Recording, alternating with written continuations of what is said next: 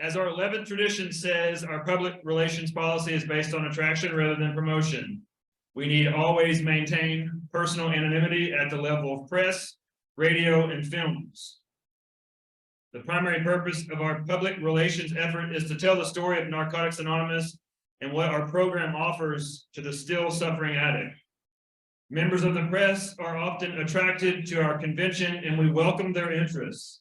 However, we do not disclose our names in the media as identifiable members of Narcotics Anonymous.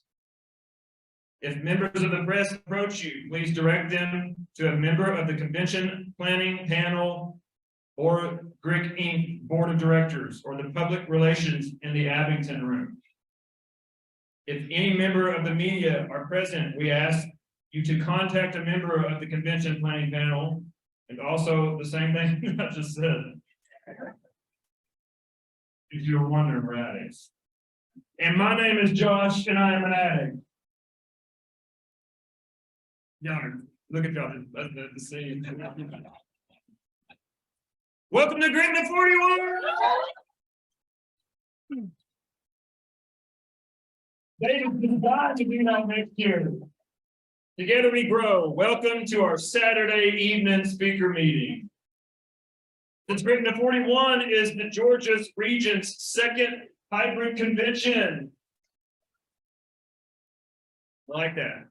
Allow me to address the issue of anonymity for those joining us online. When joining a virtual meeting, you will need to keep your video turned off to guarantee your anonymity.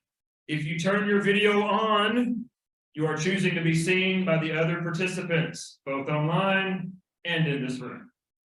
You can also change your name or switch the first name plus last initial to protect your identity. Now let's open this meeting with a moment of silence followed by a serenity prayer.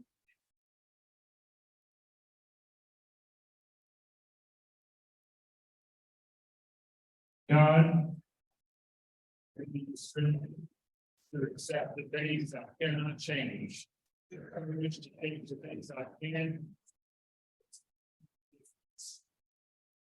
Woo!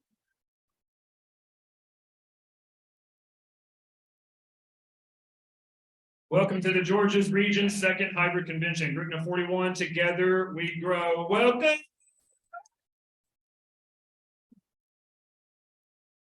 I expect this to continue with the dance, by the way. I heard you say they didn't get real excited about that. Our intention for this convention is to make available to our fellowship a weekend of recovery, celebration, and fun. We hope that all addicts receive the NA message of recovery while they are participating in this event.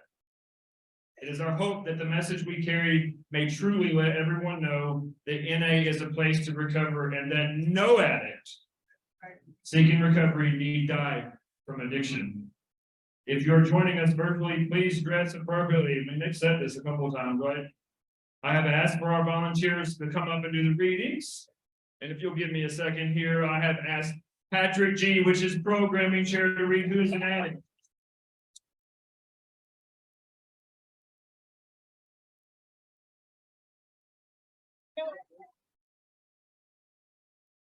Patrick, I'm an addict. Who's an addict? Most of us do not have to think twice about this question. We know. Our whole life of thinking was centered in drugs in one form or another. Getting and using and finding ways and means to get more. We live to use and use to live. Very simply, an addict is a man or woman whose life is controlled by drugs. We are people in the grip of a continuing and progressive illness whose ends are always the same. Jail, institutions, and death.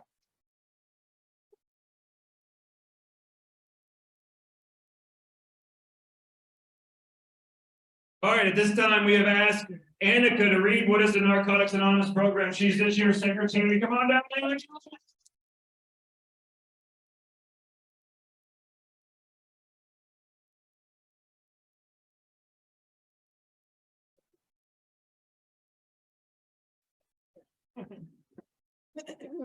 Hi, I'm Annika. I'm an addict. All right, what is the Narcotics Anonymous program? NA is a nonprofit fellowship or society of men and women for whom drugs have become a major We are recovering addicts who meet regularly to help each other stay clean. This is a program of complete abstinence from all drugs. There is only one requirement for membership, the desire to stop using. We suggest that you keep an open mind and give yourself a break. Our program is a set of principles written so simply that we can follow them in our daily lives. The most important thing about them is that they work. There are no strings attached to NA. We are not affiliated with any other organizations. We have no initiation fees or dues, no pledges to sign, and promises to make to anyone. We are not connected with any political, religious, or law enforcement groups and are under no surveillance at any time. Anyone may join us regardless of age, race, sexual identity, creed, religion, or lack of religion. We are not interested in what or how much you used or who your connections were, what you have done in the past, how much or how little you have, but only in what you want to do about your problem and how we can help. The newcomer is the most important person at any meeting because we can only keep what we have by giving it away. We have learned from our group experience that those who keep coming to our meetings regularly stay clean. Thank you.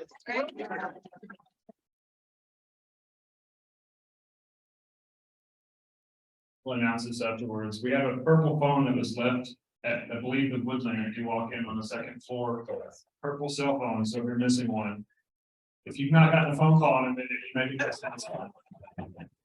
You know where you are. And at this time, Amanda, hospitality, why are we here?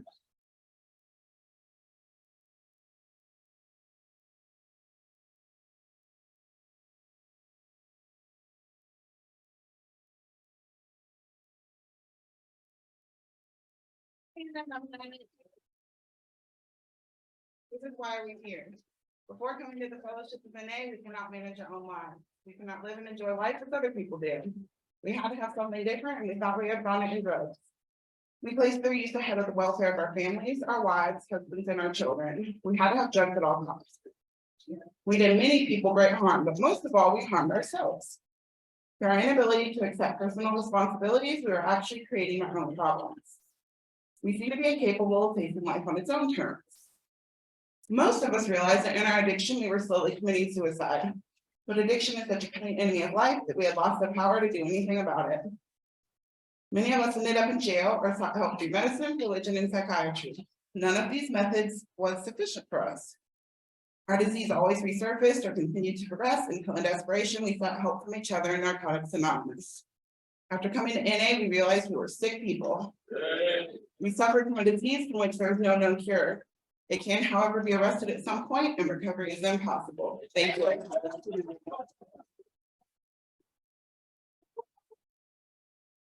Okay,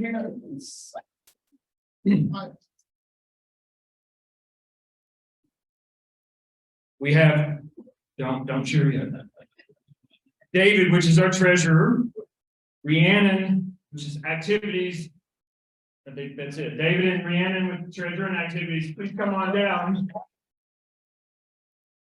Hey, David, you're gonna get cheered out. We're gonna read how it works. Okay, what did I win? My name is David. I'm a great recovering addict. All right, and this is how it works. If you want what we have to offer and are willing to make the effort to get it, then you are ready to take certain steps. These are the principles that made our recovery possible. Number one, we admitted we were powerless over our addiction and that our lives had become unmanageable. 2, came to believe that a power greater than ourselves could restore us to sanity. 3, we made a decision to turn our will and our lives over to the care of a God as we understood him. Number 4, we made a searching and fearless moral inventory of ourselves. 5, we admitted to God, to ourselves, and to another human being the exact nature of our wrongs. 6, we were entirely ready to have God remove all these defects of character. 7, we humbly asked him to remove our shortcomings. 8, we made a list of all persons we had harmed and became willing to make amends to them all. 9, we made direct amends to such people wherever possible, except when to do so would injure them or others. Number 10, we continued to take personal inventory, and when we were wrong, promptly admitted it. 11, we sought through prayer and meditation to improve our conscious contact with God as we understood him, praying only for knowledge of God's will for us and the power to carry that out. 12, having had a spiritual awakening as a result of these steps, we tried to carry this message to addicts and to practice these principles in all of our affairs. You missed something. Over. Over. I'm here and I'm an addict. This sounds like a big order and we can't do it all at once. We didn't become addicted in one day, so remember, easy does it. There's one thing more than anything else that will defeat us in our recovery. This is an attitude of indifference or intolerance towards spiritual principles. 3 of these that are indispensable are honesty, open-mindedness, and willingness. Hey, Alvin's calling. Help it, y'all. That's what he's calling. What? All right, let's see. There's one thing more than anything else that will defeat us in our recovery. This is an attitude of indifference or intolerance towards spiritual principles. 3 of these that are indispensable are honesty, open-mindedness, and willingness. With these, we are well on our way. We feel that our approach to the disease of addiction is completely realistic, for the therapeutic value of one addict helping another is without parallel. We feel that our way is practical, for one addict can best understand and help another addict. We believe that the sooner we face our problems within our society and everyday living, just that much faster do we become acceptable, responsible, and productive members of that society. The only way to keep from returning to active addiction is not to take that first drug. If you are like us, you know that 1 is too many and 1,000 never enough. We put great emphasis on this, for we know that when we use drugs in any form or substitute one from another, we release our addiction all over again. Thinking of alcohol is different from other drugs has caused a great many addicts to relapse. Before we came to NA, many of us viewed alcohol separately, but we cannot afford to be confused about this. Alcohol is we are people with a disease of addiction who must abstain from all drugs in order to recover.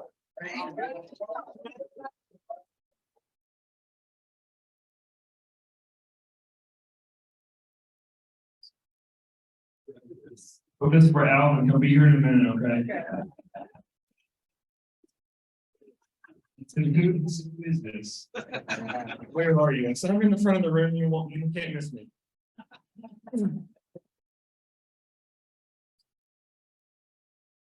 All right, we've got registration. Candace, ready to keep her trip? Come on down.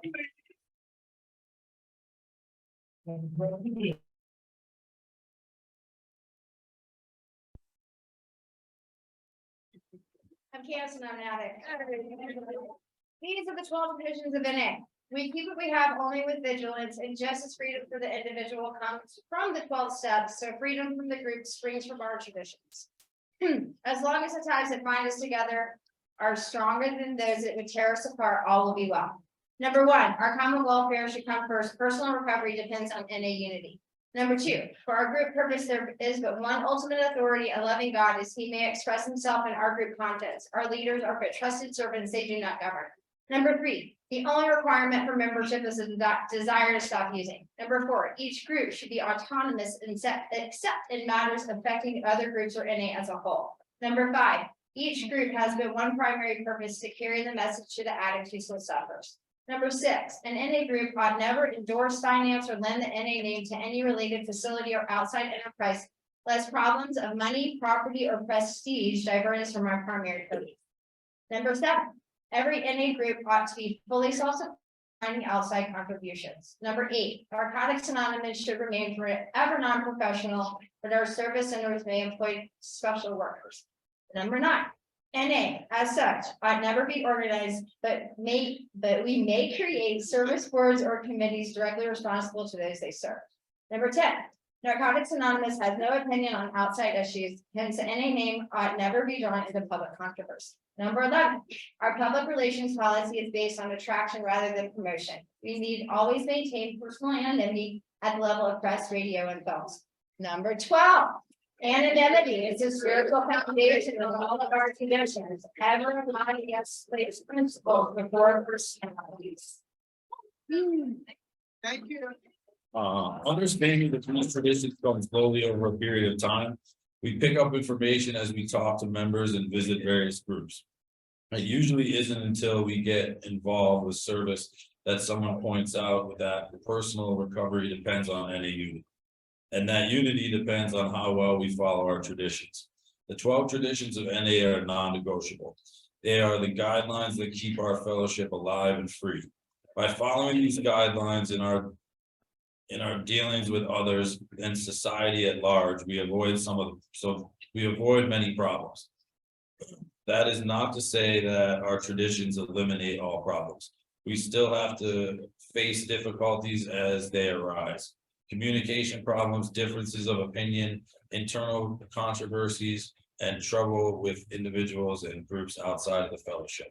However, when we apply these principles, we avoid some of the pitfalls. Many of our problems are like those that our predecessors had to face. Their hard-won experience gave birth to the traditions, and our own experience has shown that these principles are just as valid today as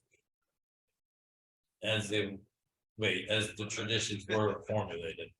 Our traditions protect us from the internal and external forces that could destroy us. They are truly the ties that bind us together. It is only through understanding and application that they work.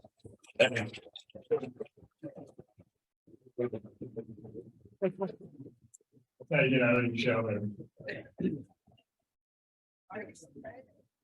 Brandon, arts and graphics, come on down, we can recover.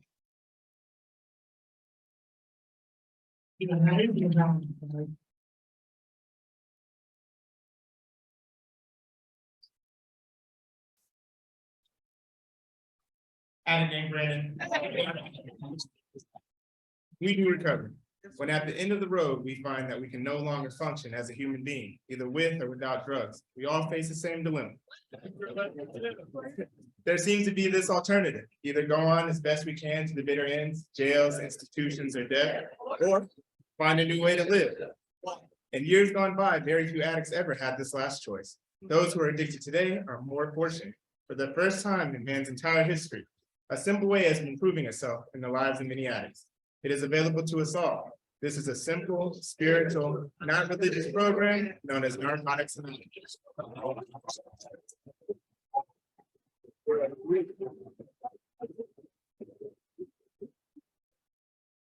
Reading, still going. All right, Kelly, merchandise just for today.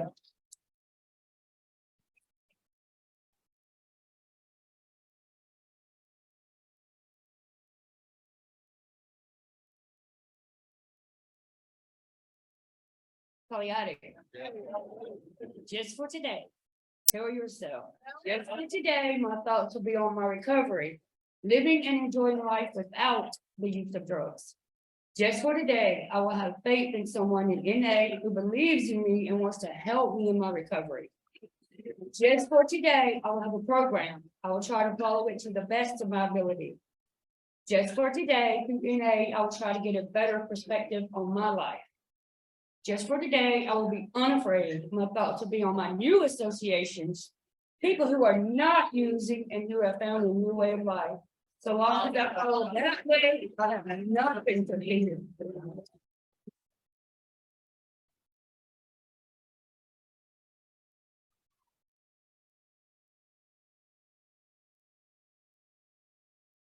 And at this time, where's he at?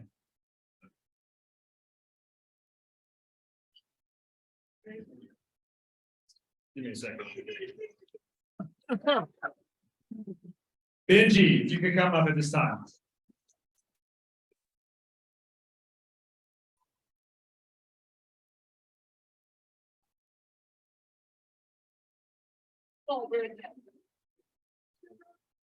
Hey, everybody, I'm Benjamin Addict. George the region.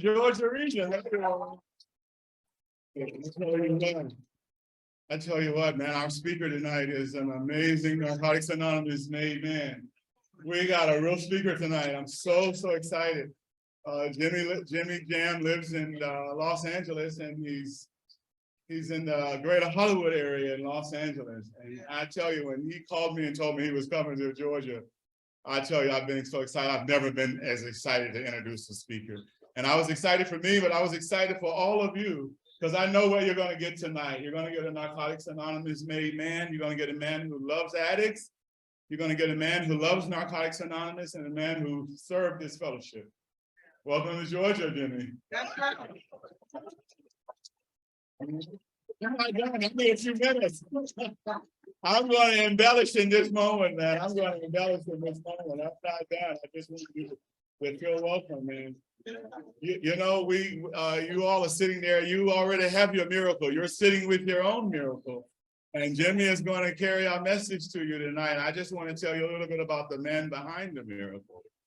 The man behind the miracle, the man behind this message, man. I tell you, I met him a few years ago. I was listening to a speaker tape, and he was being introduced by his wife. And I never heard an introduction like this before. I said, oh my gosh, what kind of guy is this? If your wife, my wife certainly probably wouldn't introduce me the way his wife was introducing him. And I thought, wow, you know, if his wife had this kind of message to say about him, he must be an amazing man. And I sought him out. I was interested in a friendship with him, and I got that friendship today, man. And he just loves addicts, and just loves Narcotics Anonymous. And you know, our biggest miracle, I think our greatest miracle here is what we give. You know, what we give here, that's our biggest miracle. And we got a lot of miracles here, but the biggest one, I want the new man to know this right out the gate, the new woman to know that if you really want our biggest miracle, figure out what you're going to give here. Most, you know, and it takes time, because most of us are interested in what we're going to get here. But if you turn that thing and flip it and figure out what you're going to give here, you're on your way. This is a giver. This is a giver. Fundamentally, there are two types of addicts. You know, there are givers and takers. And the thing about the giver never wants for anything. If you are a taker, you're never going to have enough. If you are a taker, you're never going to have enough. Jimmy is the giver, and he's going to give us an amazing message tonight. Come on, brother.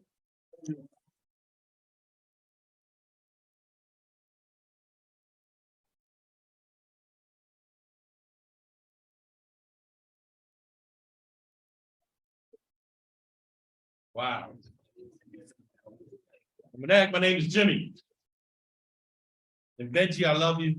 Thank you so much for that. That was Benji's my guy, man. You guys, there's so many people in this room that have really done a good job of being ambassadors of the A, right? The A, that's what y'all said, the A, right? The A. The Georgia Regional Convention of Narcotics Anonymous. And Tanya, Stan, and David, these are people that God has sent out. They have sent them out. They are messengers, they are givers. And they reach my heart. There's people that get an opportunity to share. And your newest representative, you don't know yet, his name is Nick. He's sitting over here for 14 months clean.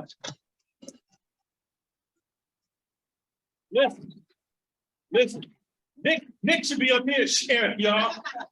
I sat down with Nick at the banquet, and he shared his story with me, and I was thinking, what an amazing story he has. You know, he was telling me about how he got here, and you know, the things he went through, and it was no accident that God sat him right at our table. You know what I mean? Because you know when God's breaking his anonymity to you.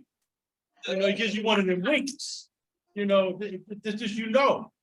And when I sat over there and I was sitting down, Nick said, "I pray for you." He got 14 months clean, right? He's 25 years old. He put his arm around me and we petitioned God together. He sent me out. He sent me up here, you know. And Vanessa and the celebration, listen, I got to change it. I got to take the pulse of the fellowship when I go anywhere. I really do. I think it's very important for me to go to a local meeting and feel the pulse, because I love being here with you guys, right? And this is wonderful. And the hotel is beautiful, and it's been just, it's gorgeous. but I want to feel the pulse of the fellowship, you know? And Laura B and my sponsor Danny Huggs, we went to the Highland Club to celebrate 13 years. Oh, let me tell you something. Laura from Florida, she got 2 years. She says, that's the best meeting I've ever been to. It's the best meeting I've ever been to. And ooh, there's more where that come from. Let me tell you. And so, you know, the just being here and the experiences I've had so far, I'm just so grateful to you guys. You know, I want to thank George. George and I've been on the phone for a couple of years now. You know, we were talking. I was being considered to come out here last year, and I had a dilemma, right? Because I really wanted to come out here and be with you guys, even just to be considered to ask to be of service to Narcotics Anonymous, right? Because I know a lot of times, you know, I'm not a Narcotics, I'm not a Narcotics Anonymous speaker. I'm a Narcotics Anonymous member. I want you guys to know that, right? I got clean at the noon meeting in Hollywood, and I still have a commitment in Hollywood. 27 years later, I still have a commitment at that noon meeting. I'm a noontime meeting guy. That's who's up here with you guys tonight. I'm a noontime meeting guy. And so George and I've been on the phone, and so they were talking to me about coming, and I said, George, I said, the convention's in May. That's last year, right? I said, George, I'm not gonna be able to come in May. And I had to tell him, my son is due in May. We're not going nowhere in May. April, May, June, you know, my wife is not letting me go nowhere, right? And like Benji said, you know, she gave me permission to come here and be with you guys, right? Today, my son is 10 months old today. He was born May 18th of 2022, and so I had to be close to home with my first son. I was there in the hospital when he was born. I was able to be there with my wife. I was able to cut his umbilical cord. It's a beautiful thing, right? And I'm gonna get into some of the story. I'm with family right now, so I gotta tell you, I'm a little perplexed with the microphone because I don't like holding the microphone, but this is uncomfortable, so I don't know what I'm gonna do with it, right? Because my nickname is Jimmy Jam. I've been called Jimmy Jam since I was a little boy. I started dancing. I used to watch Soul Train and American Bandstand. Listen, and I started dancing as a little kid, and I started locking with like the LA Lockers, and I started pop locking. I started DJing when I was 15 years old. So when I grab the mic like this, I'm like, waving your hands in the air.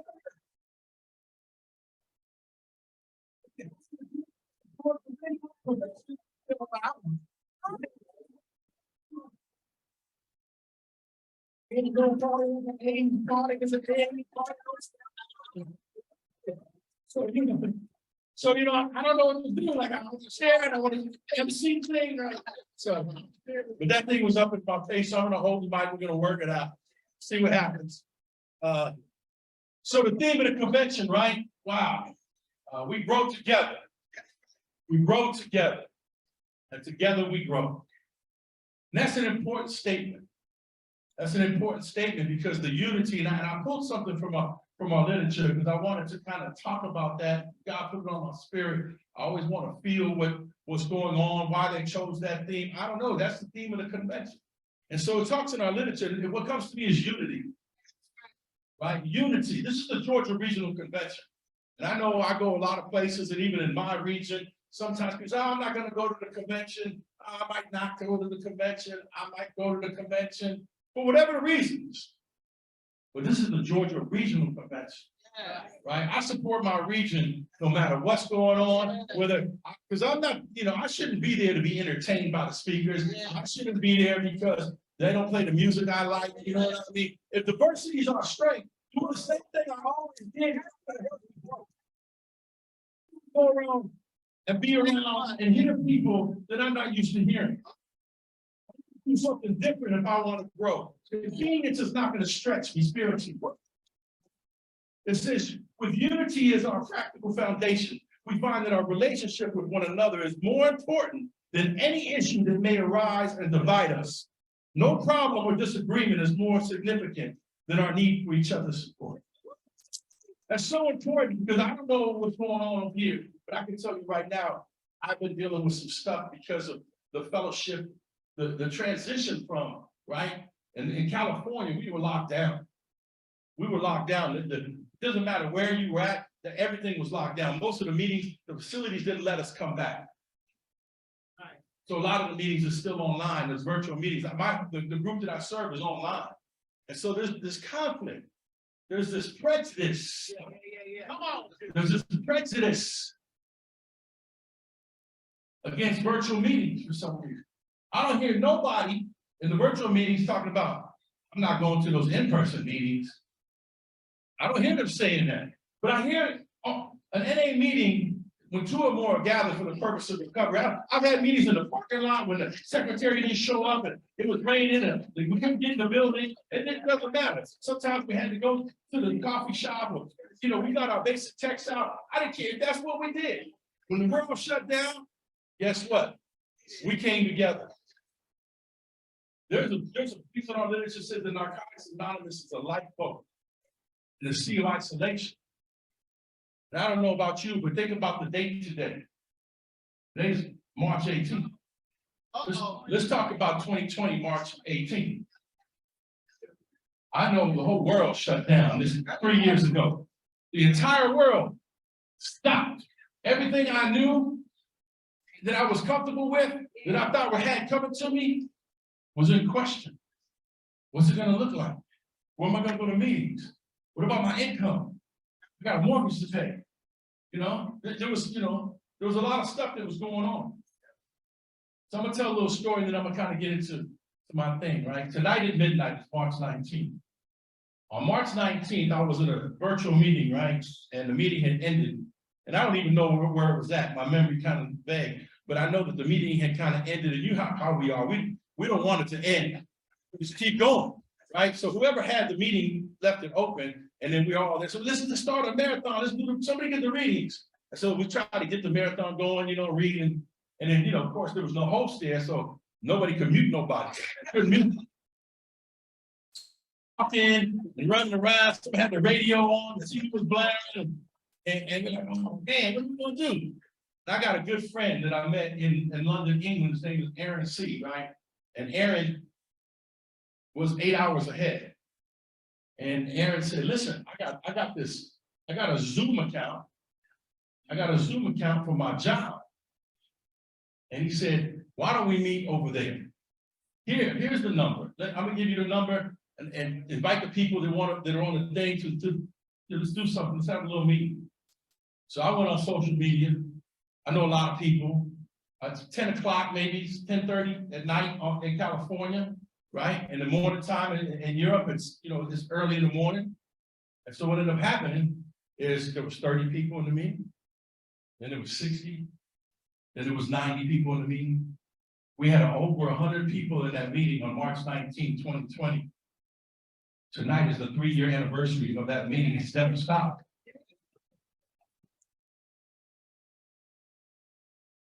It's known as the International Online Marathon Meeting of Narcotics Anonymous. God used 2 crackheads. Listen, God used 2 crackheads, one from England and one from Hollywood, California, to start a meeting. I don't take credit for it because it grew organically. We didn't plan it. We weren't trying. It wasn't like we sat down and said, okay, this is going to be the policy of the group. This is what we're going to do. We had no idea what we was doing.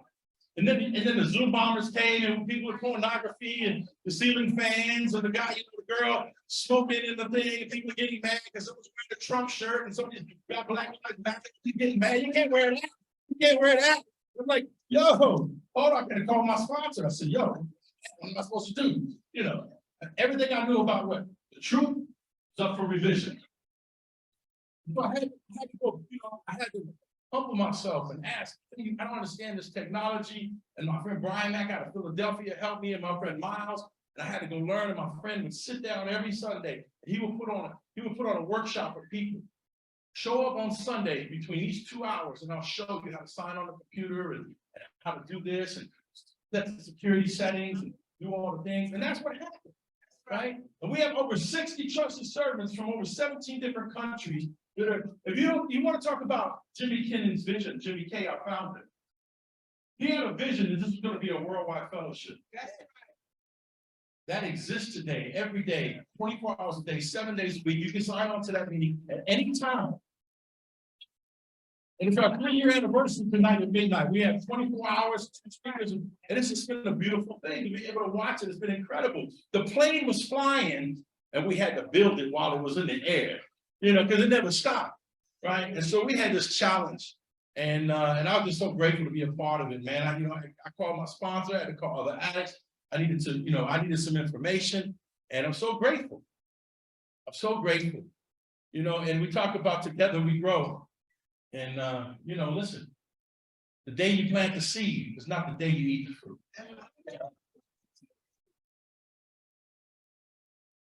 There's somebody's first convention here tonight. If it's your first convention, stand up.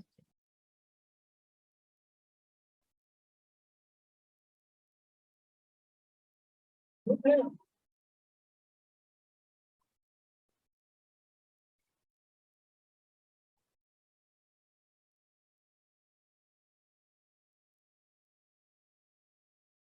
Convention committee, Patrick, all the people that serve.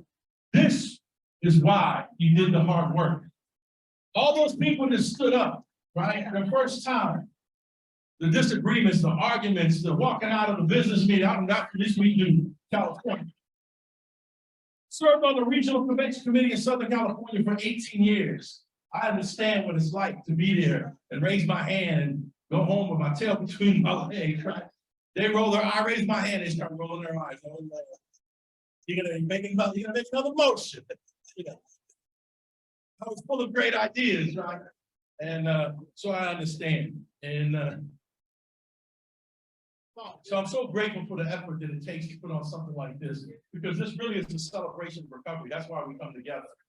41 years, that's an amazing thing. I'm clean. My clean date is December the 12th, 1995. I'm 27 years clean.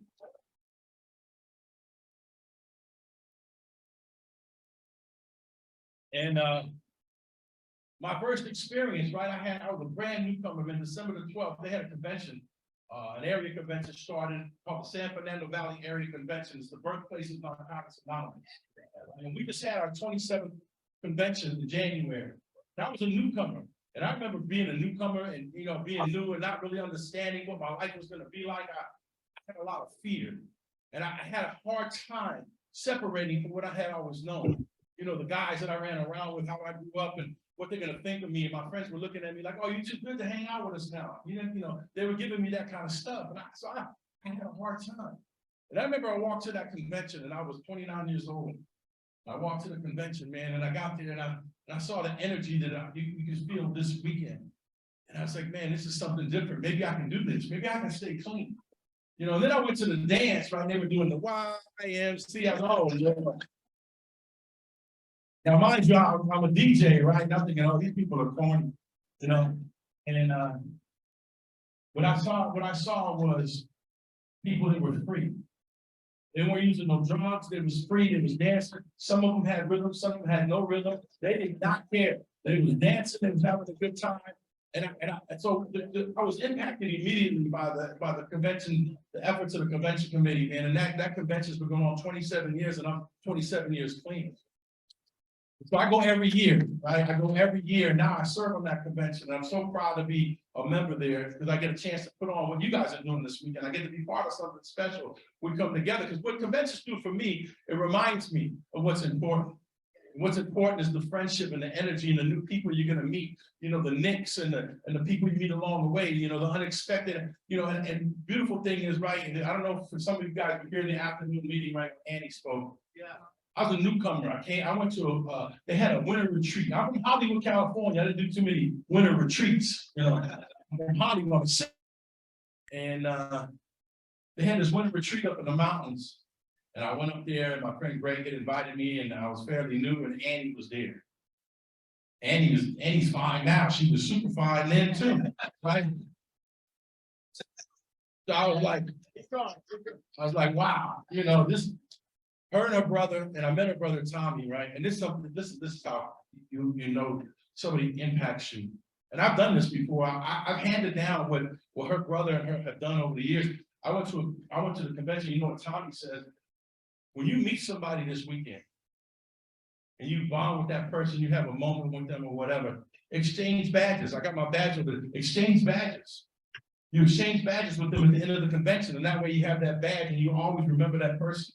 You look at that badge and say, I remember that moment I had with that person at that convention. Because life gets busy sometimes, but that, you know, and I've always remembered, I'm 27, remember that.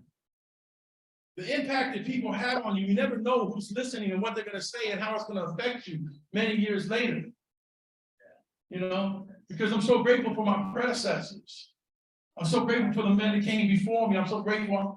I'm in Southern California. I went to that anniversary of the night, man. And listen, it was a gang of clean time. The Golden Girls were up there in harmony singing. They were singing in unison. They were doing the reading in unison. I've never seen that before. And then they invited us to come up the out of towners. They included us right away. We weren't as graceful as they were, but we gave it a shot. You know, but the clean time. Yeah. Listen. We are sitting in shade. We are sitting in shade today because somebody else planted a tree. Somebody else planted a tree. We grow together we grow. We're here because somebody else sat down and put the coffee on, put the literature out, and had a little white book and said, I'm gonna stay no matter what. And I know it's really, I can go to the other fellowship, but I'm gonna stay in Narcotics Anonymous. I'm gonna stay here because God is telling me to stay. This is where I need to be. I understand the disease that I have. I'm powerless over my addiction. I'm not powerless over older, you say 100 or Cisco or China white heroin or crack cocaine or I'm powerless over my addiction. What a difference that makes, especially for those of us that have been here for a while. We know that the drugs are always a problem, right? But if you've been here long enough, don't let the defects finish the job that the drug started. Don't let the defects finish that the job started, because the defects are what's going to pay us in. In the 10th step, it tells us that the defects will paint us into a corner that we cannot come out of clean. We need to be aware, we need to be vigilant, we need to protect ourselves. Because, for me, the road to recovery, and you're in recovery, I put down the drugs and then I met her. I met her, right? And then she left. And I'm sitting there clean with a broken heart. Now what are you gonna do? And so I don't know about anybody else, but you can pick whatever it is. I don't know, a lot of you probably have Amazon boxes on your porch right now, right? You went from QVC to Amazon. The disease is progressing.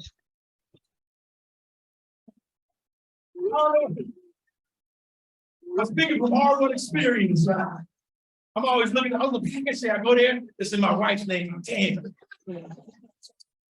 It's like Christmas every day or something. I don't know. I get excited and order dog food, open the dog food. Oh yeah, got the dog food. I don't know. And so, one thing that I had was challenged with after being clean for a few years was gambling. I had a rough time, man. I used to play poker when I was out there using with my friends. I go to the casino and have a good time. And then, I got with my buddies. They invited me to, NA poker thing. We play nickel, dime, quarter. That was nice. Wednesday night, they over to, my friend Greg's house. They played quarter, nickel, dime. It was fun. They did the phone lines Wednesday night. You answer the phone line on Wednesday. We get together. And the weekends we get together. Quarter, 50-cent dollar. Now we're balling. And then, I don't know, it's progressive. And eventually, for those of you who are familiar with cars, we're playing no limit, poker, spot limit, all this stuff, $100 buy-in, we're exchanging rent, My friends are not my friends no more. You're not my friend. You're a mark. Why are you gonna raise me? You guys, I'm gonna raise, re-raise, tap. What do you? Hey, it's me. They didn't have nothing. Guys, when they would raise their grandmother, they would not care. And so I had challenges with those things because I feel, I wasn't alone, as long as I was playing cards with my friends, I didn't have to be by myself. You know, and I remember being new, and I was one of those guys that I was always in the middle of everything, you know? And I grew up an only child, and I kind of probably get into that right now, you know? I had two loving parents, my family, my mom and dad loved me, right? I'm a mama's boy, I'm an only child, like Nick. You know, we were talking. I'm an only child. I'm a mama's only boy. My father, it's a different story. My father was a musician. He was handsome. He looked like Desi Arnaz, my dad, right? He looked like Ricky Ricardo. My dad played the marimbas. He played the guitar. He could sing. He had a beautiful voice. He was from Mexico. He was handsome, you know, and so he had a lot of women, and he had probably 5 other children before I was born, right? We think there's another one somewhere. We're not sure, but definitely I have 5 stepbrothers, half brothers and sisters, which none I was raised with. And there's a 10-year gap. So I'm an only child. I grew up an only child. My parents loved me. They tried to give me, you know, they did. They provided a beautiful home. But my father, he had the disease of addiction. My father was handsome and debonair and all that stuff, but he was one of us. When you're a little boy, you really don't understand those things. And mom would give me, and we would go to a hotel, or we'd go to the neighbor's house, because my father would come home. He would start acting up, and things would get thrown around, and things were said, and there was abuse. And my mother would protect me. She would take me to, you know, we would go somewhere. And I didn't know that my father was sick. I didn't understand that. That's my dad. You know, I miss my dad. And so, you know, when I hear the readings, sometimes I still get emotional. You know, sometimes it depends on where you're sitting, at the expense of our husbands, our wives, and our children. I was one of those children.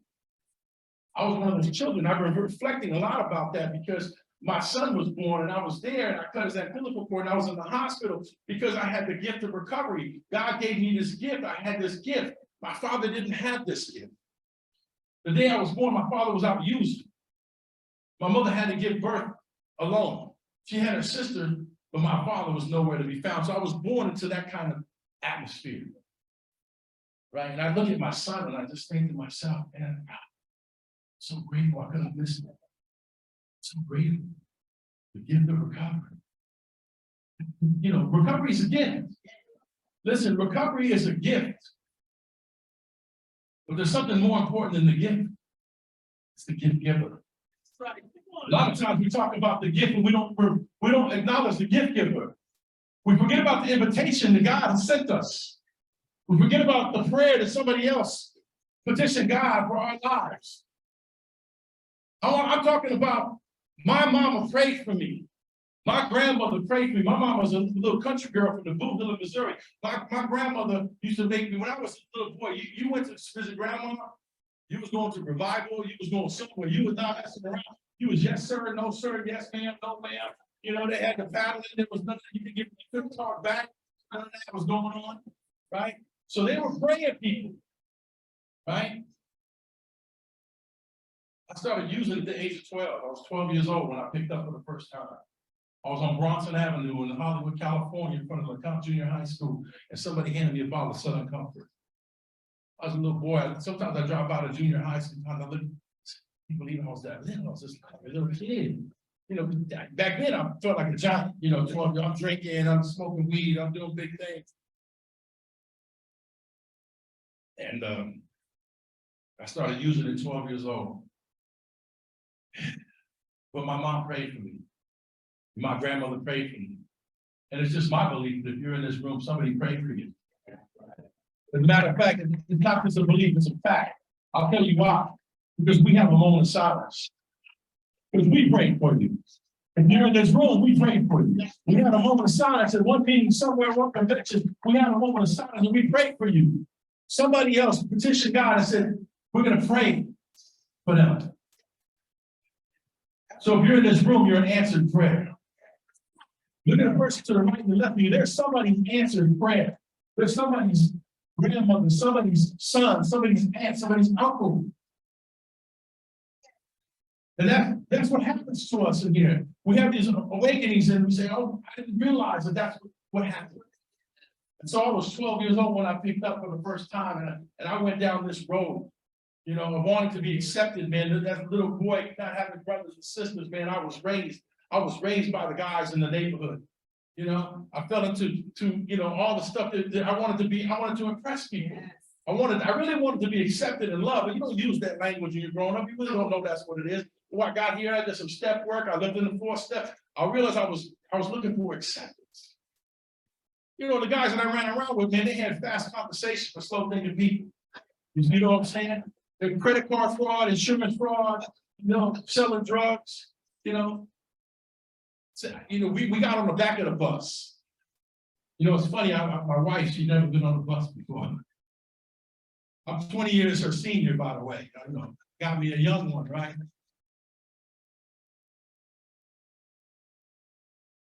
She never been on the bus before, so sometimes we have communication problems. I used to get on the back of the bus, I sneak on the back of the bus. You know, the door open, get on the back of the bus. You know, the trouble guys, that was us, we sat at the back of the bus. And I used drugs, and I wanted to impress them, and I wanted to be around them, you know, and you know what they got when I got here. I paid attention when you guys said that the drugs don't get you the lifestyle, because I had the slick thinking, you know, trying to get over, you know. That is a tough thing to do. Like, not only did I have to learn new things, but I had to unlearn what I had always known, and that's a difficult thing to do. And so I grew up using drugs, you know. I started off Boone's Farm Wine and Cisco and Super Soccer and gin and Erkin Jerky and J, you know, alcohol is a drug. You know, and then I'm aging myself a little bit. Then they gave me this little white pill that made my head tingle, cross tops, I think they call it. It's a stuff called locker room, crank, you know, all this weird things growing up. I'll take it, sure. What is it? I don't know. Try it. Then I was 17 years old, and I remember, I'll never forget this. I went up in the mountains with my friends, like in California. We went up into the hills and we were drinking and hanging out. And I had a friend that had come back from Florida, and he was Colombian. Had a Colombian friend from Florida. He was my buddy, but he moved away, came back. And he had this little necklace, and the little necklace had these 2 little spoons on it, you know. And he had this little vial. And I was standing there with my best friend. Right? Neither one of us had ever done cocaine before. And he said, y'all want to bump? And I said, yes.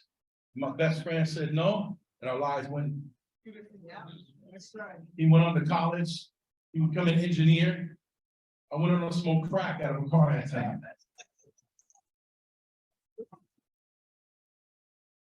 Back then, the car antennas were real metal. And they could straight shooters. And you know, and then it would be so hot, I get a wet washcloth because, you know, I couldn't keep the pipe from my mouth. It was sizzle. It was sizzle when you put it on the wet washcloth. So, you know, that's what happened. That's what happened to me. Demoralization, degradation, you know.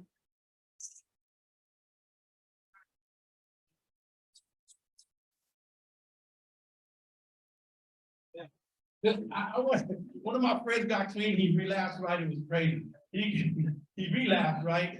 And this guy graduated. He graduated. Listen, he was a college educated guy. He didn't start getting hot. He started drinking in college, and he ended up smoking crack, right? And he was very smart. Like right now, he's like a professor of calculus and all that stuff. But anyway, he did one of those moves, right? He said, "Listen, man, I relapsed." He had relapsed, and he started getting high again. He told me to hold his money for him, right? Hold that money, man. Like, don't give it back to me. Hold my money. And then so he called me and he said, "Listen, I need some of my money." He said, "I want to go to a meeting." He got me with the meeting. I said, "All right, I'll bring some money over and we'll go to the meeting." And I went over there and he said, "I gotta use the bathroom." Now, when I got to his house, he had a nice apartment. The carpet was rolled up in the corner. There was no carpet on the floor. It was rolled up, right? All the smoke detectors were pulled off the thing. Every last one of them was gone. And the carpet was rolled up in the corner. You know, he wants to make a meeting. He wants his money. You know, and he was smoking in the bathroom. And you know, that's what we do. That's what we do, man. We smoke toenails and macadamia nuts. So And cat litter. You know, remember they had the popcorn ceiling, don't hit the ceiling and crack out. You really mess up the party.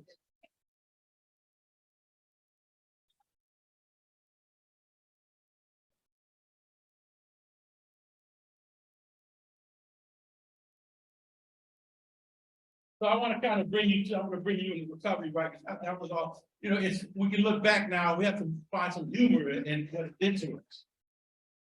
But the truth of the matter is, there was a lot of demoralization. There was a lot of degradation. You know, I did some things that I just repulsed at when I think about it. I stole from my mama. I stole from my family, and I didn't steal the checkbook or my mom's jewelry. Let me tell you what I stole. I stole dignity, serenity, and respect. Someone once said this, and I felt it when they said it. They said, can you imagine how your mother must have been felt when somebody asked her, how's your boy doing? How's your son doing? How's Jimmy doing? And the answer she must have had to come up with. The immediate shame she must have felt. How do you answer that question? When somebody you love, you care for, that you didn't raise to be this way, is throwing their lives away. You know, and the violence. I brought drugs into my mother's home. I brought violence to her doorstep. And it wasn't pretty. Active addiction wasn't pretty. Two of my friends got murdered. You know, I was out there living that type of lifestyle. Two of my friends got murdered on Sunset Boulevard on the corner of Sunset and Sierra Bonita. I was with them the night they got killed. I went down this street, they went down that street, and when I came back around after the gunshots, my friend Eric lay dead right in the middle of the street. And my friend Adrian lay dead on the sidewalk. I was 25 years old. 25 years old. Had to go to court. It was a big profile case because my friends were in the music industry and it was this big thing, and my mother went to every court date. And I said, Mama, you're gonna hear some things about me. They're gonna say some things that I'm not proud of, you know, because they got to defame your character. They gotta make sure that you're unbelievable. Because I was a witness to the thing, and by the time they got done with us, you know, we was all, you know, that was it. You know, we were none of us were credible. You know, the life that we lived, the names that we had, the way we was living, the things that came up with. My poor mother had to take all of that. But my dad. So I just want to kind of tell you, my dad. Check it out. My dad eventually found help, right? My dad found help. My father found help in another 12-step fellowship. So I was one of those little boys that went from a dad who was absent from the home, whose dad was making meetings. And my dad used to take me to the meeting, and I was one of the little kids running around in the meeting disturbing you guys, you know. And I would be in the meeting with my dad, and they would, you guys would take care of me so you go in the meeting and get recovery. And I'd be in the little hallway, you know, hanging out, and you guys would take care of me. And my dad found recovery. My mom moved him back in, and my father, until he died when I was 20 years old. You know, by that time I'm using, you know, I'm 17, 18 years old. My dad died when I was 20. He died from bone marrow cancer. One of the most painful cancers you can ever have was multiple myeloma cancer. And I remember my father being in the hospital bed. We had a hospital bed in the house. I know Annie was talking about being a caretaker to her mother. And my mom took care of my father, and I tried to do the best that I could. I was using in and out. I didn't know what to do with the pain. I didn't know how to process. I would come in high, and then I would rifle through my father's medicine so I could come down. You know, we get here with a lot of shame. We get here with a lot of secrets, a lot of guilt. You know, and I got here and I realized that I wasn't the only one. I'm not. A Me Too is powerful.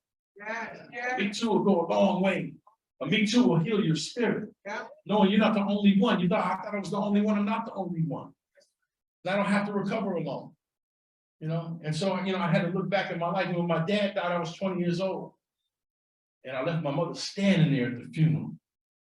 After the funeral was over, man, I left, and I don't know how long I was gone for, but I left. I didn't stand up and be the man of the house. I wasn't there to be her son, to be the you know, somebody to lean on, somebody that she could, you know, trust. And I was told I'm a coward.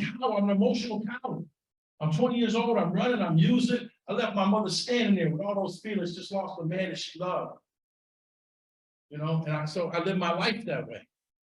And so when I got here, you know, you feel those things. You start to feel those things. And I was 29 years old when I got to Narcotics Anonymous. And I started, and I gotta tell you, man, like Benji said, I'm a Narcotics Anonymous baby, man. You know, I didn't have the opportunities, maybe they didn't come my way, but I got clean. I came straight from the streets to the seats. I walked into a Narcotics Anonymous meeting. I'm a product of a Narcotics Anonymous 12-step call. I called a member that had 7 years clean. I said, please, man, I don't want to die like this. Can you please help me? And he took me to that little new meeting in Hollywood. And I walked into that little new meeting. It was those people in that meeting, man. And they, you know, they were, Hollywood was very colorful back then. And Annie was talking, it was colorful. There was, you know, a lot of tattoos and piercings and green hair and, you know, all kinds of leather and belts. And that was just the women, you know. My friend Mark says that. I like that. That was just the women. Motorcycles out front, you know. And I had a seizure 2 weeks at 7 days clean. I had a seizure. My body went through the DTs, what we call the DTs. Alcohol is a drug. Nobody had to convince me that alcohol was a drug. I had a seizure at 7 days clean, and it was enough desperation, right? I had something called the gift of desperation. G-O-D, the gift of desperation. And it got me, and so I cried out, and I'll never forget. God, please, I don't want to die like this, God, please. But I think sometimes we forget, right? We forget who we cried out to. I didn't say Narcotics Anonymous, please help me. I didn't say Los Angeles Police Department, please help me. You know, I didn't say, you know, treatment center, please help me, right? I said, God, please help me. And I had always called on God, and I had always reneged. All right, you get me out of this one, I'll do whatever you say. But this time it was different. This time it was different. The desperation was different. My body was, I was 155 pounds. And I was coughing up that green and yellow liver bile. And I hadn't had a solid bowel movement in a very long time. And I had blood coming out of I was coughing up blood, and I hadn't had a solid bowel movement. I was 155 pounds, I looked great. And I had a seizure at 7 days clean. And I cried out to God. And I called my friend. I said, please, man, I don't want to die like this. Can you help me? They took me to an NA meeting. And I owe those people my life at that little meeting. That's why I still have a commitment. I walked in there, and the 30 days clean, there was a woman in front of the meeting. Her name was Peggy P. Peggy had immigrated from Detroit, Michigan. Peggy was a little short black woman from Detroit. She had dreadlocks, and she was in front of the meeting. She was giving us the business, man. She was like, you guys always talk about how grateful you are. Everybody's grateful, but nobody want to do nothing around here. You know, she was giving us the business. And I didn't know, I raised my hand. I'll do it. I didn't know what it was, but I said yes. And I've been at that same meeting with a commitment for 27 years.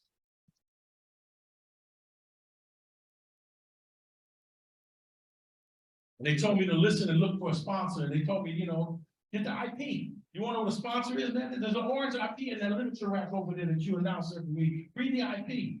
You know, it's changed over the years. We got the sponsorship book that none of us bought. I don't know.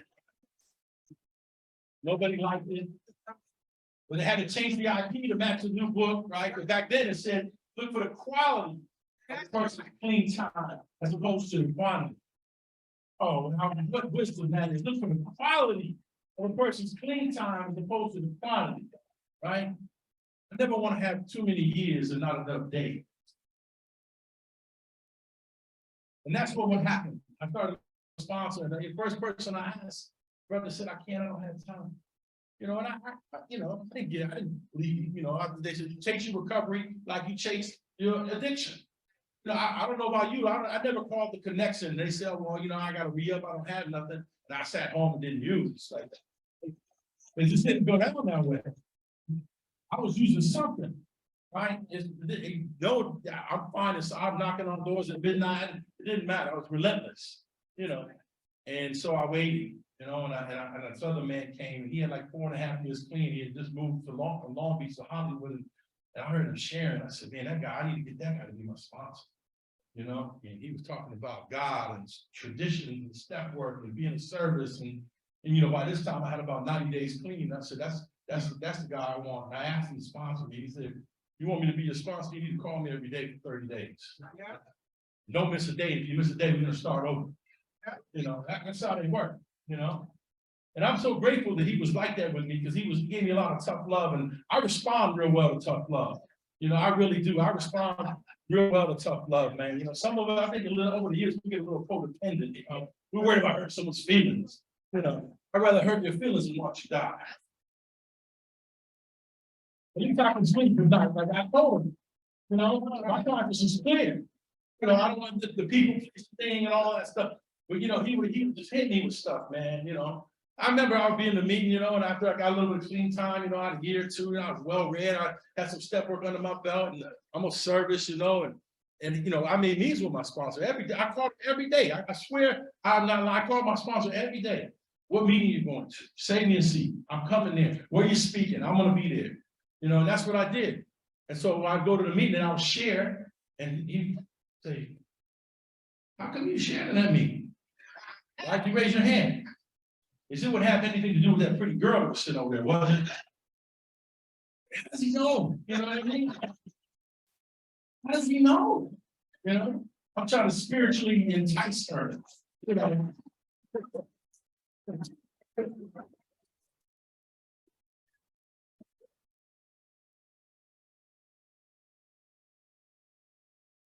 remember one time he told me, man, I don't want you sharing for 30 days.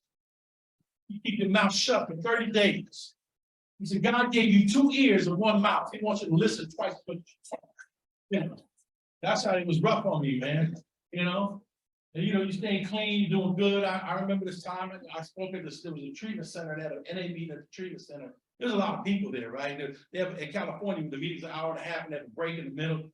And I shared the first half, and man, people were thanking me, and he did a good job, and you know, I was feeling good about myself. My sponsor, he did a really good job in there. He said, why don't you tell Johnny here why you're not finishing your 4th step?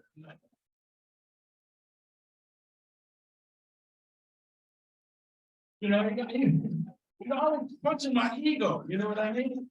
Don't let your hand get big like Jack in the Box. That's what he always tell me. He said the steps, he said the step work is an ego deflating process, Jimmy. It's about humility. It's about doing the right thing for the right reason. You don't have to, everybody doesn't need to know what you're doing. You know, as a matter of fact, I found out through my own experience, man, the best kind of service is inconvenient service. Inconvenient service pays the biggest dividends. When you got to go out of your way, when you got to give somebody a ride you don't want to give a ride to, when you got to raise your hand in a service position that you really don't want. You know, when you got to drive to the region, which is an hour and a half in the middle of the week to go to the meeting, just to raise your hand and make a motion, they say you get out of here. You know, that's the best kind of service for this guy right here, right? Because it pays the biggest dividends. You know, we grow spiritually when we do the things. It's easy to just hang out and go to the meeting down the block. It's easy to do what's convenient, what's right in front of you. But if I want to be stretched, and you know, it talks about in the 4th step that the more we live the program, check it out, the more we live the program, the more God puts us in position where issue serving. You know, and it's been said, and I said, why would a loving and caring God put me in position where my issues are going to service? They're going to come to the light. They're going to be in my face. Why would a loving and caring God do something like that? Somebody told me because God is more concerned with your character than he is your comfort. And there are certain things you can only learn in the dark, but you can't learn in the light. I listen different when I'm in pain. I listen different when I'm hurting. I listen different when my heart is broken. I listen different when you guys are talking about me. I listen different. I listen without prejudice. And I'm not talking about skin color. I'm talking about prejudice. Prejudice doesn't have to be about race. Prejudice, I had prejudice. I came in here with prejudice. I didn't like people that had higher education. I didn't like people that went to college. I didn't like people that had jobs and wore suits and stuff like that. Because I immediately felt different. I felt less than because I thought you were judging me.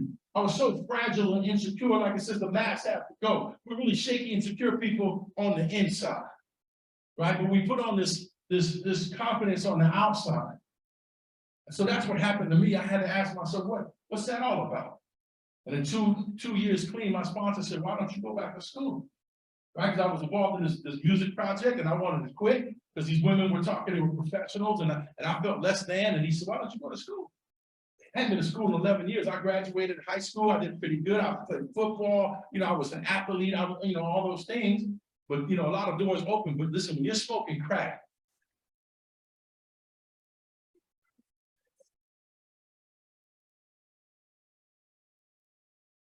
so I went back to school. I had 2.5 years clean, man, and I signed up for some extension courses at UCLA, University of California, Los Angeles.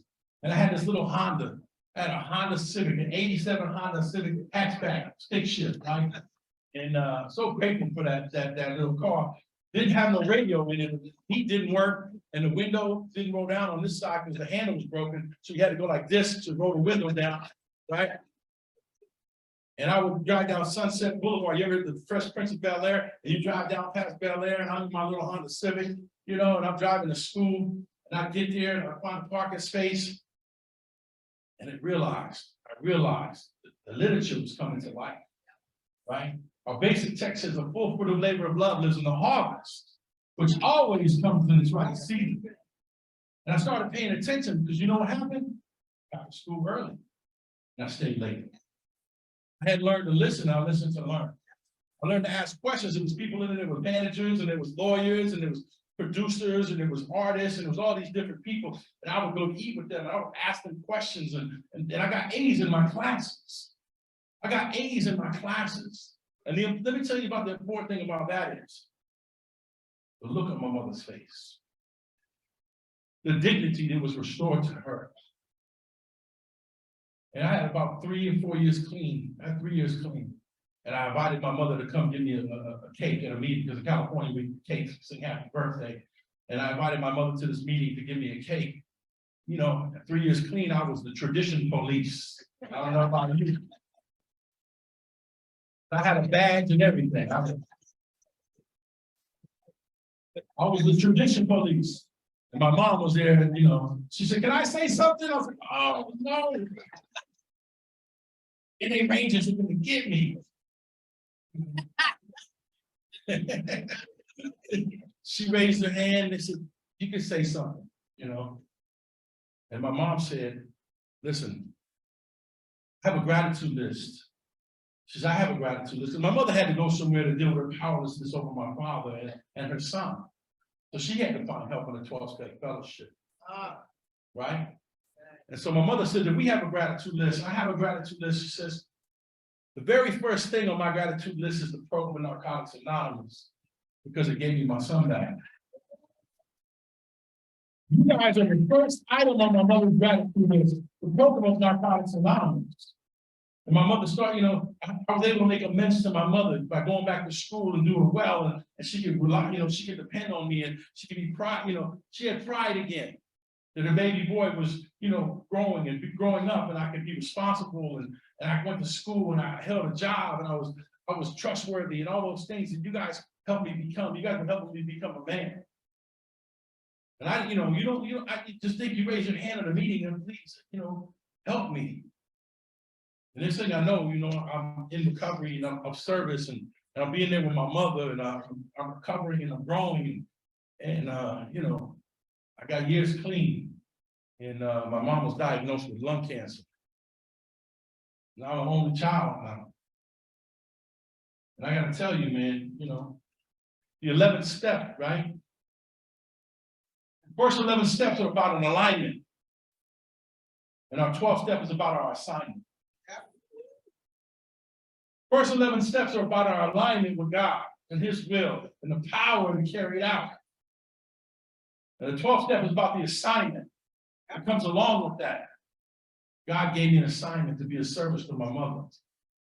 Right? Because my mother would say, hey, check it out. You're always over there with the NA people and stuff, you know. What about me? She says, why don't you just for one day pretend like I'm one of your sponsees, you know? It's my mother's spiritual kung fu. You know, so but when she was diagnosed, you know, and I had lost my father to cancer, And my mother remarried, and she married a wonderful man who I know since I was a little boy. My stepfather, he died of cancer in 2001, prostate cancer, and I was able to go on a journey with him and my mother, and this time I was there. This time I'm clean, and this time I'm there to support my mother. And I was able to be the son that I was meant to be, that the disease of addiction robbed me of the responsibility of being a son. And then I was able to be there for my mother and bury my stepfather. And then when my mother was diagnosed with cancer, you know, it was rough. We had conversations, man. I'm talking about having to have courageous conversations. I'm talking about, you know, mama, like, I would never want to talk about it. And she would say, we need to talk about this, son. This is what I want. This is what I need. This is what I need from you. Nobody wants to talk about that.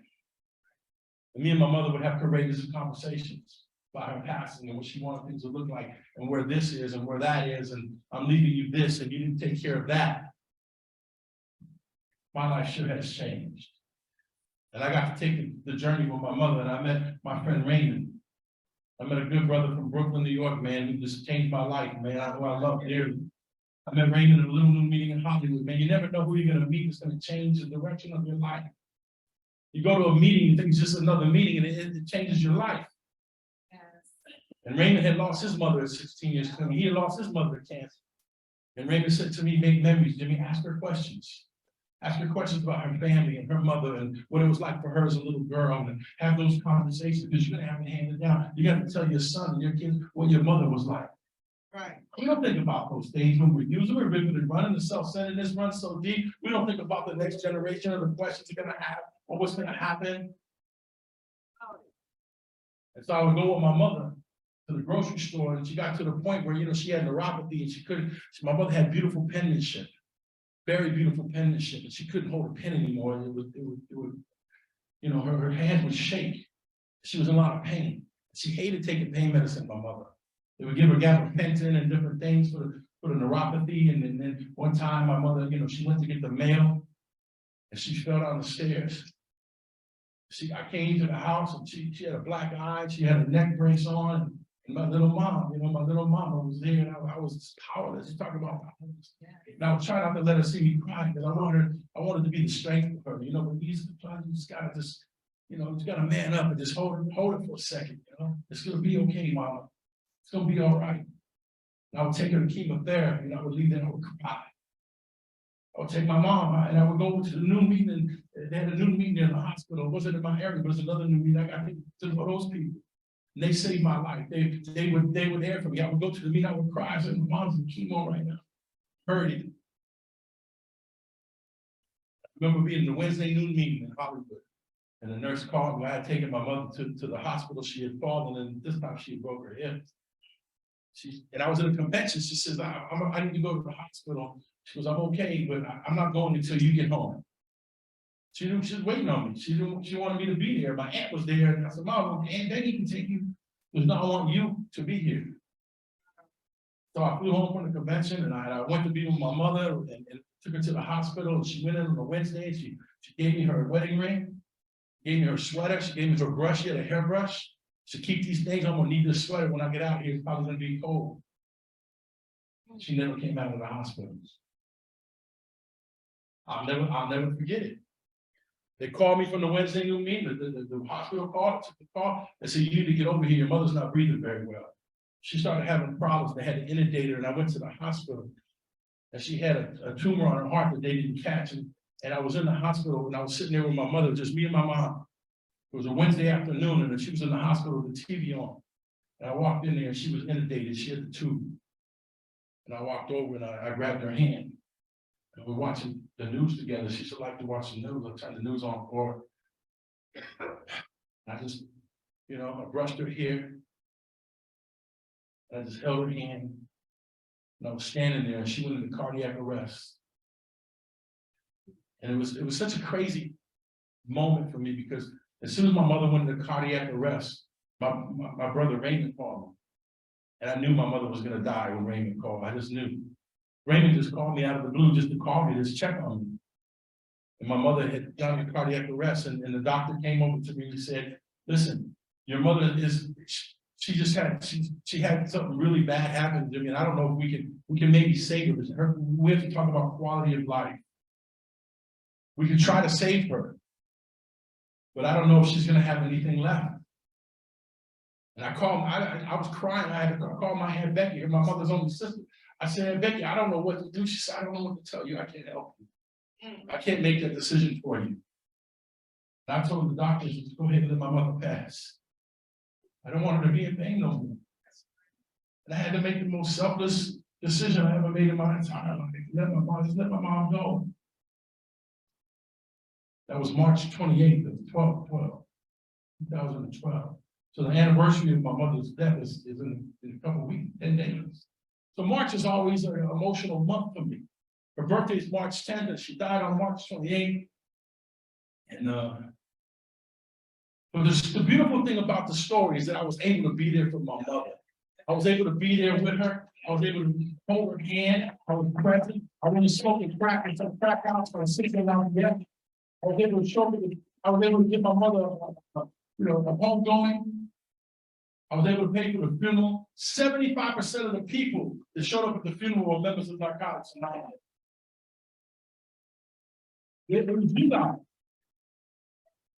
There's a part of the third step, right? And the third step, and it works how wide says there may come a time, right? That just because you have clean time, not exempt you from pain.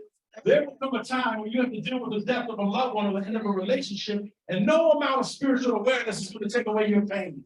No amount of spirit. I don't care how much you be clean, what kind of relationship you have with God, how much money you put in the seven tradition basket, how many commitments you have, how many women and men you sponsor. You're going to have to deal with that pain. But it talks about having this relationship with a power greater than yourself that's going to help you get through that clean. Yeah. And I had forged a relationship with God in the second step and in the third step. I had turned my will and my life over to the care of God. I knew it was going to be okay, but it was painful because my girlfriend had moved out Wednesday, right after my mother died. I'm talking about I got it all. My mother died, my girlfriend left. I didn't know what to feel. My friend Randy said to me, Randy spoke here a couple of years ago. Randy said to me, he said, Jimmy, when you're left with nothing, God becomes everything. He said, when you're left with nothing, God becomes everything. And in 2012, God became everything to me. Everything to me. The 11th step had a different meaning, a different journey. I listened different. I prayed different. I prayed on my knees this morning. I prayed for other people this morning. I prayed for my son this morning. I prayed for my wife this morning. I prayed for people that I care about that are hurting this morning. Because at some point it doesn't become about me anymore, it becomes about us. Like Benji said, we go from being takers to givers. And I realize it's not about me. And I had a lot of challenges, a lot of trials here in recovery, a lot of things over the years. You work in steps, you're doing good, and then this happens and that happens. And I listen, relationships, right? Relationships. If it starts with a defect, it's going to end with a defect. Can't tell you how many times I had good intentions. I fell in love with the potential of somebody, knowing that I wasn't enough. I felt. You guys told me, man, you told me, listen, if you got to go outside of God's will to get it, you got to stay outside of God's will to keep it. You said stuff to me and it was painful. I've been blaming everybody for my circumstance. You become a victim. He said, stop looking out the window, man, and stop looking in the mirror. You're blaming everybody else for your stuff. You're blaming everybody else. You the one that chose him. You chose him. And I tell him about this. He said, what's the common denominator? You.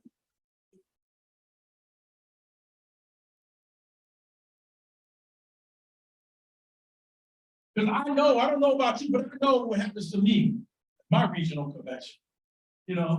I go through a lot of feelings because I look at all the things, I look at my entire life, the choices I made, the people I hurt, the shame, some of the amends, some of the, but I don't know, I was single and doing my thing. My 8th step was sitting whole corner, you know, like Benji, well, everybody, all the girls on my 8-stepper over here, you know.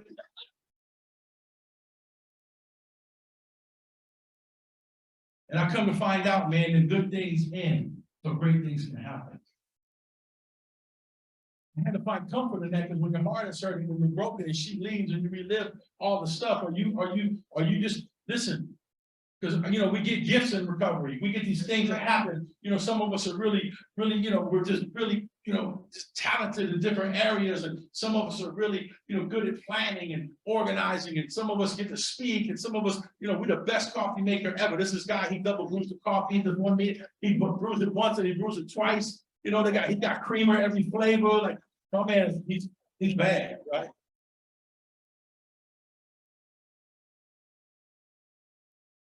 But I heard somebody once say, man, that our character will take us, right? Check it out.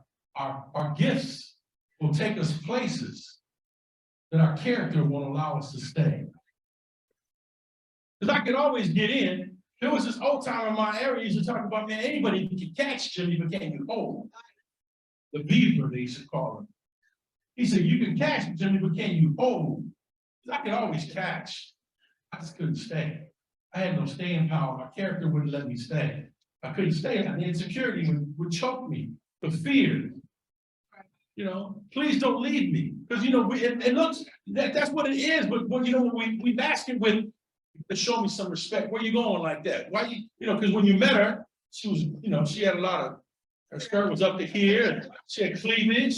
You know, then you're in a relationship, you're like, yo, go put on that marketing. Where you going? Right? The 11th step, you do the 11th step, and there's that working guide, it talks about that. It talks about that, about being chameleons. It talks about aligning yourself with God's will. If you have to change, right? Can you accept somebody for who they are? Can you love them for where they're at? Can you unpack your stuff with somebody? One of the biggest gifts I've been given in recovery is forgiveness. If you're married or you're in a relationship, man, there's a tremendous amount of forgiveness that's going to have to take place in order to stay in that relationship. And I started hanging around with men that, you know, spiritually mature men. They said the first person to say, I'm sorry, is the winner. The first person to submit is the winner. You know? My friend said this all the time. He said, man, God loves, and I listened real carefully. He said, God loves me so much. That's applying it to me. He said, he blinded a woman long enough so I could get married.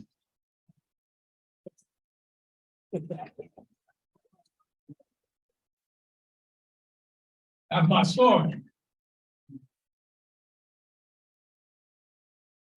When I met my wife, we was friends, you know, and we hung out and we became, you know, we just buddies hanging out, got, you know, then we liked each other a little bit. And it was crazy, man. I had went through this process. I had been through so much stuff, man. I had my heart broken so many times. I said, I'm not doing it this time. I'm not jumping in, man. This ain't going to be about sex this time. You know, it's not going to be about sex.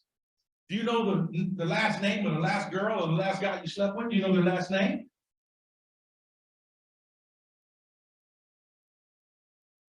If you can't answer that question, you know, all that information came down the line later. You know, that wasn't important at the moment. You know, I didn't ask her if she had a credit score, but she was that. You know what I mean? She got 100 credit score. Now you're married. You're like, damn, I should have asked her. And you bought a house. Everything's in my name. Lord have mercy.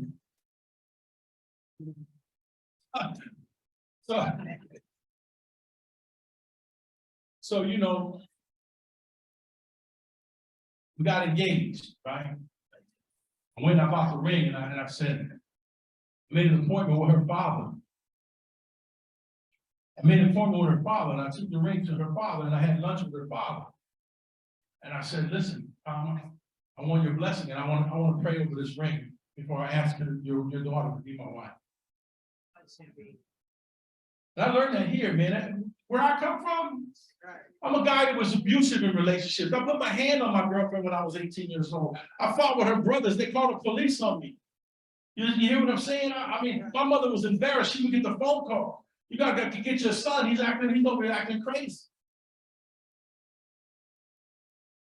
And I got on my knees. And I asked her to marry me.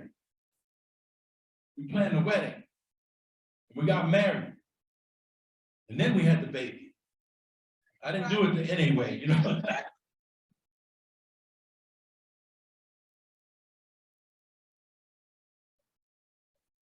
Anyway, we ask questions later. 18 years of child support, you're like, damn it, why did I ask her that?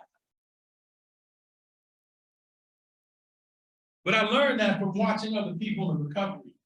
You know, I learned that from you, man. And I want to share this. You know, I know I talk about God a lot. I understand that the God of my understanding is total and without any cancers. It is my responsibility. I got away from the God of my convenience a long time ago. The God that I believe in is an inconvenient relationship. That's right. It's an inconvenient relationship. I started saying yes to God and no to me. For a person to say no to themselves, an addict, a self-centered addict, say yes to God and no to me. That's tough. I want to read our literature. I'm going to read these two things. It says in recovery, we learn to surrender to the process. Right? Surrender. The first thing we do is we surrender to the process. Process. Go to get a meeting, 90 meetings in 90 days, get a basic text, get a just for the day, find a sponsor. And it says, then we learn to surrender to the program, right? Start doing step work, doing tradition work, being a service, giving of myself. So it says this, we learn to surrender to the process, to the program, and ultimately to a power greater than ourselves. Yes. That's the progression of recovery. You surrender to the program, the process, then the program, then you surrender to a power greater than yourselves. When we give up the battle, we place on ourselves, when we give up the battle, we place ourselves entirely. We place ourselves entirely in the care of that power greater than ourselves. And then it says this is the hint for me. It follows naturally that we commit ourselves to the service of that power as we understand it. Yes. So there's something to be said for that. And what I'm saying is that God didn't save you from something, he saved you for something. He didn't save you from something, he saved you for something, Jimmy. You got to figure out what that something is. And for me, I understand it's to be a better trusted servant, to be a better husband, to be a better, whatever it is, a uncle, a father, a son, whatever it may be, because I stopped leaving my shopping cart in the parking lot. You understand what I'm saying to you? Take my shopping cart to the bin in the rain. It's inconvenient, but I take my shopping cart to the bin in the rain. It don't matter. Now you guys are all gonna be mad at me when you go to the grocery store. Because you're gonna think about me. Right? Because you know how self-centered people are. Oh, I got mine, I'm gonna leave it here. And I'm going to read this. I'm going to end with this. It says, our dependence must rest on a power greater than ourselves. No human force can restore our sanity, care for our will and our lives, or be unconditionally available and loving whenever we are in need. We place our trust in the God of our understanding, for only that power will never fail us. I'm fallible. I'm going to let people down. I tell my sponsees, man, there's going to be a time where I might not be able to call you. I might be caught up. Get a support group, not a support person. You know what? The only power that's reliable is a higher power. And in that relationship, there has to be some dialogue. There can't just be a monologue.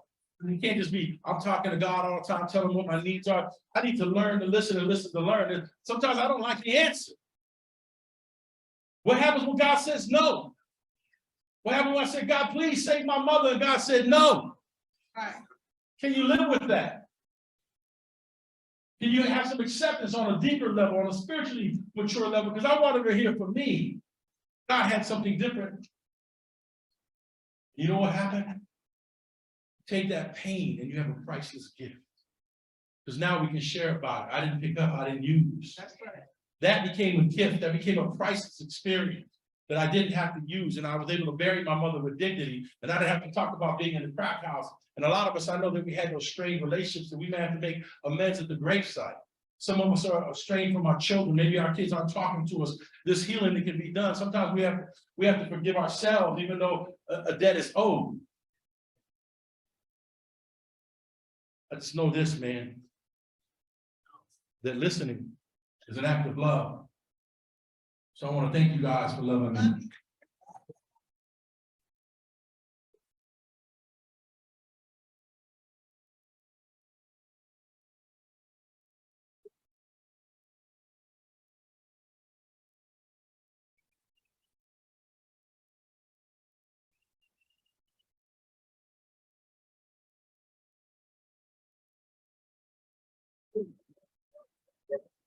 Give me jail.